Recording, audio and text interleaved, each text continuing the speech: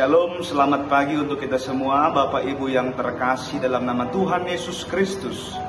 Hari ini kita akan mendengarkan firman Tuhan yang menyapa kita di pagi ini. Sebelum kita mendengarkan firman Tuhan, kita satukan hati, kita berdoa. Allah Bapa yang bertata dalam kerajaan surga, terima kasih Tuhan. Kami ucapkan kepadamu atas segala syukur dan berkat yang Kau berikan kepada kami. Hingga di pagi ini Tuhan, kami merasakan nafas kehidupan, merasakan pemeliharaan-Mu yang tak berkesudahan bagi hidup kami. Terima kasih Tuhan Yesus atas segalanya yang Engkau berikan kepada kami. Dan di pagi ini kami telah siap untuk mendengar renungan. Di pagi ini yang menyapa hati kami untuk memulai segala aktivitas pekerjaan kami yang akan kami lakukan di satu hari ini. Engkau berkati kami Tuhan, berkati apa yang akan kami dengar, agar setiap firman yang menjadi renungan di pagi ini memberikan hidup kami, memberikan rasa semangat, memberikan motivasi untuk tetap terus memampukan diri kami dalam setiap pekerjaan aktivitas kami. Terima kasih Tuhan Yesus, kami serahkan hidup kami ke dalam tangan pengasihan-Mu. Di dalam nama-Mu anak-Mu Tuhan Yesus Kristus kami berdoa dan mengucap syukur. Amin. Bapak Ibu Saudara, firman Tuhan di hari ini tertulis dalam kitab Yesaya 60 ayat 18.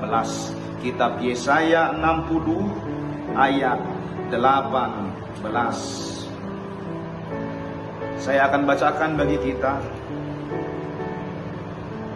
Tidak akan ada lagi kabar tentang perbuatan kekerasan di negerimu, tentang kebinasaan atau keruntuhan di daerahmu. Engkau akan menyebutkan tembokmu selamat dan pintu-pintu gerbangmu pujian. Demikian firman Tuhan. Bapak Ibu yang terkasih dalam nama Tuhan Yesus Kristus, ayat ini adalah janji yang luar biasa, sebuah visi tentang masa depan yang penuh damai dan keadilan.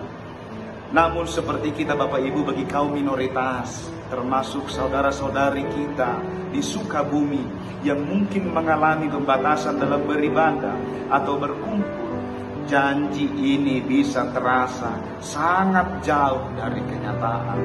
Kita lihat bagaimana berita itu sangat viral, di mana-mana terdengar, bahkan beberapa komentar juga ikut merasakan kesedihan yang terjadi di Sukabumi.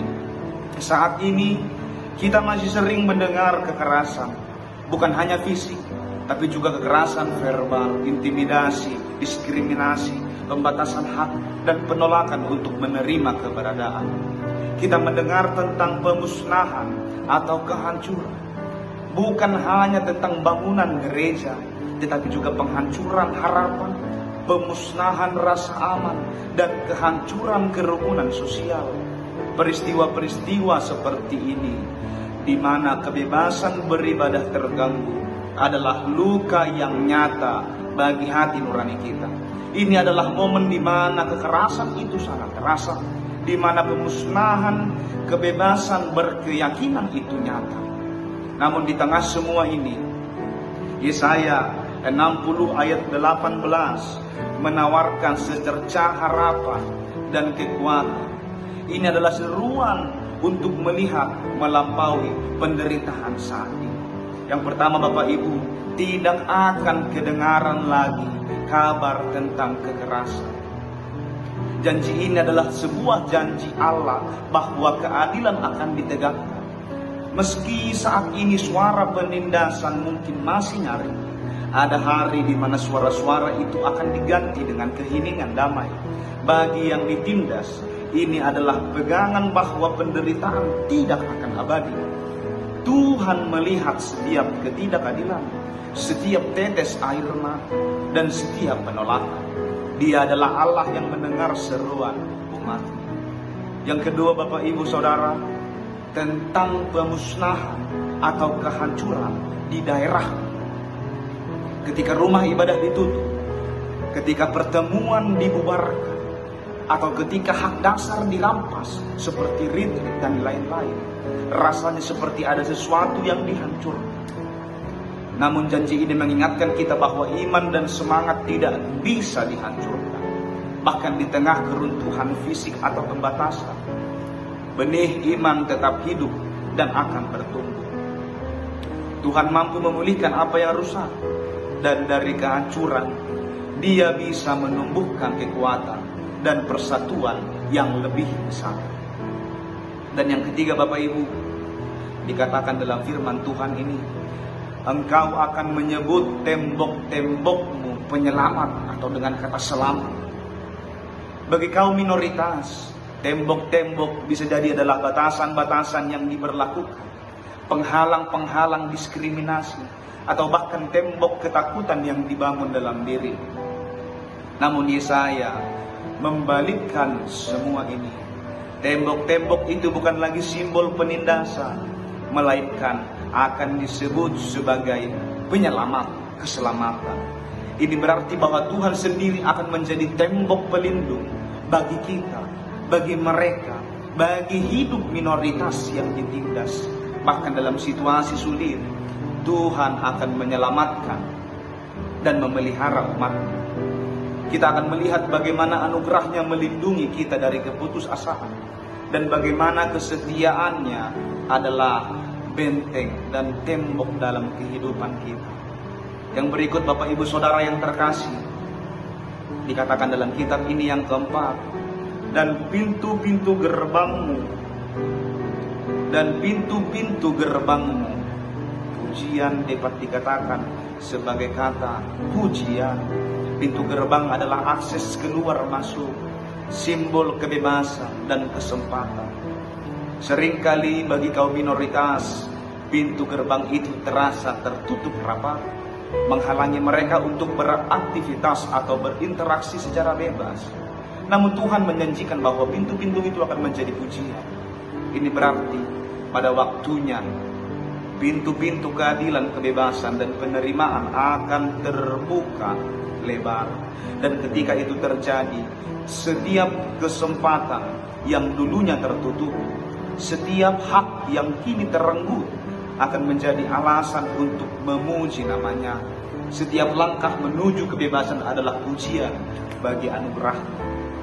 Maka dari itu, Bapak Ibu, renungan ini adalah pengingat bahwa meskipun realitas penindasan itu nyata dan menyakitkan, janji Tuhan untuk keadilan dan pemulihan juga nyata. Bagi saudara-saudara kita yang mengalami penindasan, ini adalah pesan tentang ketahanan, harapan, dan keyakinan bahwa Tuhan tidak akan pernah meninggalkan kita. Suatu hari nanti suara kekerasan akan digantikan dengan kedamaian. Suara bentuk kehancuran akan digantikan dengan pemulihan. Dan tembok-tembok pematas akan menjadi saksi penyelamatan ilahi. Membuka pintu-pintu gerbang bagi pujian, membuka akses bagi kita. Semoga renungan ini dapat memberikan kekuatan dan penghiburan bagi kita, Bapak Ibu, yang sedang berjuang untuk mendekatkan diri kita kepada Tuhan. Amin.